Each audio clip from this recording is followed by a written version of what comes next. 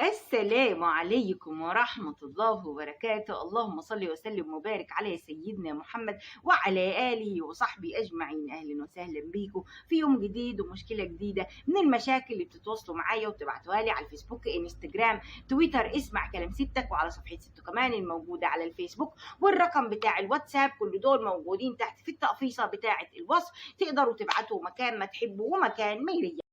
طبعا هلاقي حد يقول لي ايه ده يا ستو، مالك في ايه؟ انت لابسه اسود ليه؟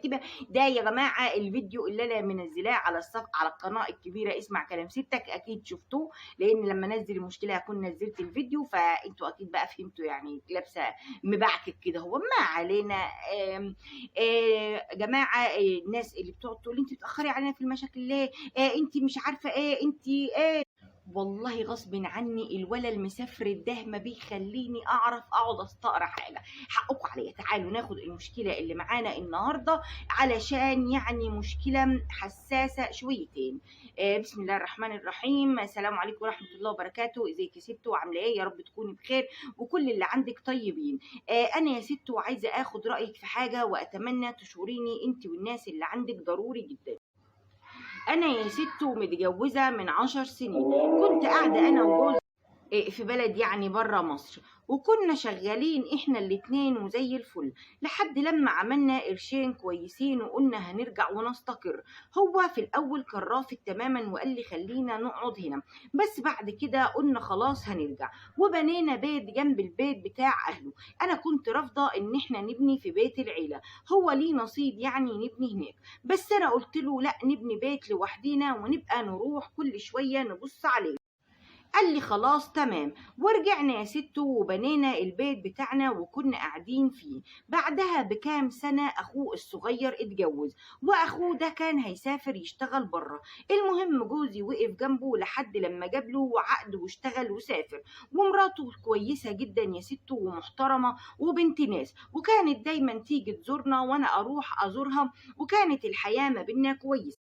بعدين اخوه ده تعب في الغربة، وهو قال انه مش قادر يكمل، وجوزي بقى قال له طيب ارجع وصفي شغلك وحساباتك هناك وتعالى، علشان انت مش هتقدر تكمل بالوضع ده، يعني جاله حاجة ما يعني. المهم اخو جوزي ما كانش عايز يرجع، وجوزي راح سافر له وصرف فلوس كتير في السفر ده، وراح لاخوه ورجع وجابه معاه. رجع اخوه وكان تعبان، وقعد على الوضع ده حبة كتير، وبعد كده اتوفى الله يرحمه. في الوقت ده كانت مراته حامل، وبعد لما يعني هو لما رجع غالبا مراته كانت حامل بقى، يعني كده.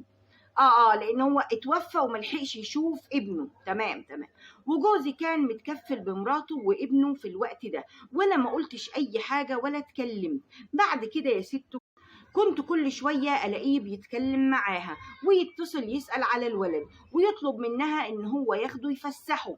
كان الولد وقتها يا ستو عنده حوالي سنة، يعني مش فاهم لا فسح ولا الكلام ده، بس ما كنتش بقول حاجة، وكنت بقول ربنا يجازيه خير. بعد كده بقى يقول لها إن هي تخرج معاهم علشان الولد ما يحسش إن هو متضايق. لفت نظره كتير إن ما ينفعش تخرج أنت ومراتك أخوك والولد لوحديكوا، حتى على الاقل خدني معاك. كان بيتحجج كل مره ويقول لي علشان ما تبقاش متضايقه، وعشان ما تحسش ان انت خارجه غصب عنك.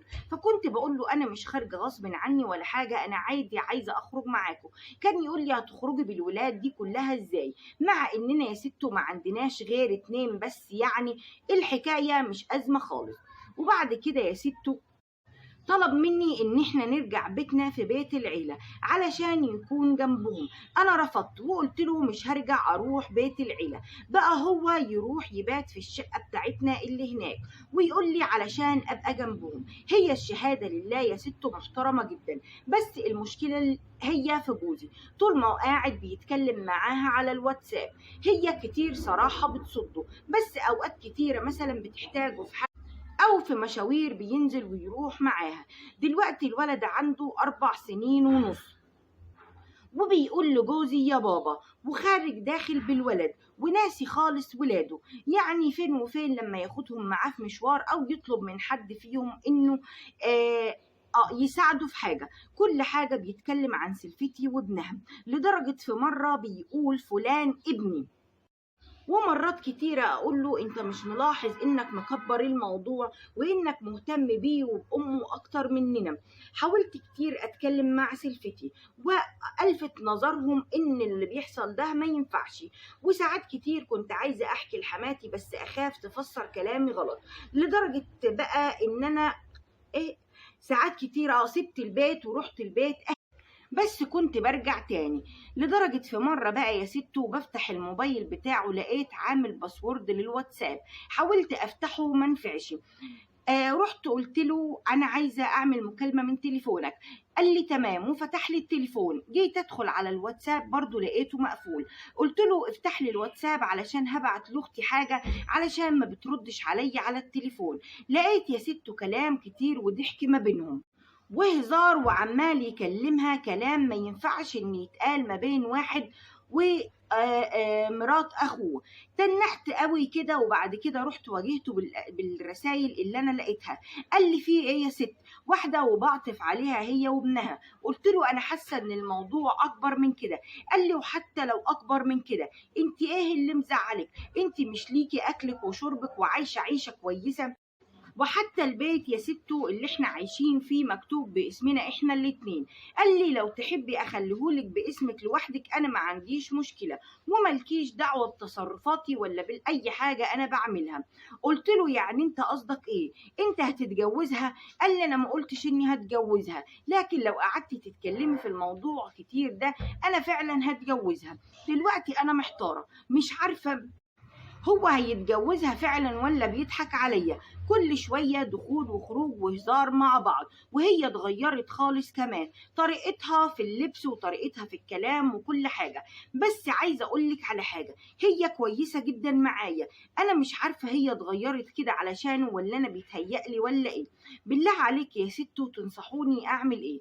خاصة زي ما أنا ما قلتلك إن شفت كلام ورسايل ما بينهم هما الاتنين حاجات ما ينفعش يتقال. صراحة هي كانت بتصده، وأوقات كتير كانت بتقوله أنا كده هضطر إني مش هتكلم معاك تاني، وكان بيهزر معاها ويقول لها أنا كنت بهزر معاكي وما تكبريش الموضوع. بالله عليك يا ستو تشوري عليا أعمل إيه؟ يعني يمكن من أكتر حاجة إن الدين حذرنا منها العلاقات ما بين اخو الجوز، ما بين الست وجوز جوز اختها، او الست ومرات الست واخو جوزها والكلام ده كله. ليه؟ علشان الحاجات دي بتجيب مشاكل، ودايما كده بتبقى حاجات حساسة جدا. اخوه مات كتر خيره ومخلي باله من مرات اخوه وابن اخوه والكلام ده كله. ممكن كان التواصل يبقى ما بينك انت، هي عايزة حاجة فتقولك انت تبلغيها له، هو خارجين تخرجي معاهم، انت اصلا ازاي وافقتي ان هم يخرجوا وانت ما تخرجيش ولا راحة جاية معاهم ولا الكلام ده طبعا ما ينفعش. انت فتحتي مجال وباب للشيطان ان هو يدخل ويحصل اللي حصل. انت بتقولي ان هي كويسه وكانت كتير بتصده، وان شفتي الرسائل ما بينهم على الواتساب ان هي ما بتحاولش يعني تجر معاه كلام. طيب ما تفتحيها قولي لها دلوقتي يا فلانه انا مش عاجبني لو انتوا ليكوا كلام زي ما انتوا ما بتقولوا كنتوا بتروحوا تودوا بعض.